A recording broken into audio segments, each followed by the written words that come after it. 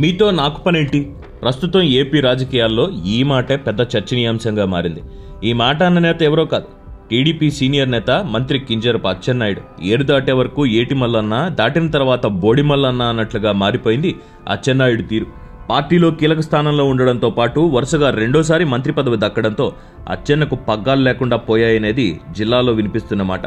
సిక్కోలు జిల్లాలో సీనియర్లను కాదని అచ్చెన్న మాటకే చంద్రబాబు ఎక్కువ విలువిస్తున్నాడనే మాట కూడా వినిపిస్తోంది. అందుకే శ్రీకాకుళం, పాతపట్నం అభ్యర్థులను మార్చారని సీనియర్ నేతలు కూడా గుసగుసలాడుతున్నారు. ఇక అటు కేంద్రంలో కూడా టీడీపీ భాగస్వామ్యం కావడంతో కింజరాపు రామ్మోహన్ నాయుడుకు కేంద్ర మంత్రి పదవి దక్కింది. అలాగే రాము బావ ఆదిరెడ్డి వాసుకు కూడా ఇప్పుడు ఎమ్మెల్యే. దీంతో టీడీపీలో కింజరాపు కుటుంబానిదే పెత్తనం అనే మాట వినిపిస్తోంది.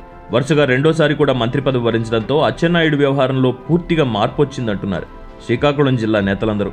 ఈ మాట నిజమే అనేది సిక్కోలు మీడియా మిత్రుల మాట కూడా. మంత్రిగా గెలిచిన తర్వాత కనీసం ఒక్కసారి కూడా జిల్లాలో ప్రెస్ మీట్ నిర్వహించలేదు అచ్చెన్న. వ్యవసాయ శాఖ మంత్రిగా ఆ శాఖకు సంబంధించిన విషయాలను అమరావతిలో ప్రెస్ మీట్ ముందు వివరిస్తున్న అచ్చెన్న సొంత నియోజకవర్గం, సొంత జిల్లా సమస్యలపై ఇప్పటి వరకు కనీసం ఒక్కసారి కూడా మాట్లాడలేదు. అలాగే జిల్లా నేతలతో కూడా కనీసం సమావేశం కాలేదు.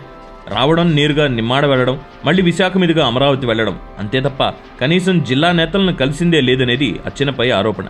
చివరికి శ్రీకాకుళం జిల్లాలో ముఖ్యమంత్రి చంద్రబాబు పర్యటనకు ముందు, తర్వాత కూడా అన్ని విషయాలను పర్యవేక్షించింది, మీడియాకు, ప్రజలకు వివరించింది కేంద్ర మంత్రి రామ్మోహన్ నాయుడు మాత్రమే. అలాంటి సమయంలో కూడా అచ్చెన్న మాట్లాడలేదు. ఇక అచ్చెన్నాయుడు పర్యటన వివరాలు కనీసం జిల్లా డిపిఆర్ఓ కూడా తెలియడం లేదుట.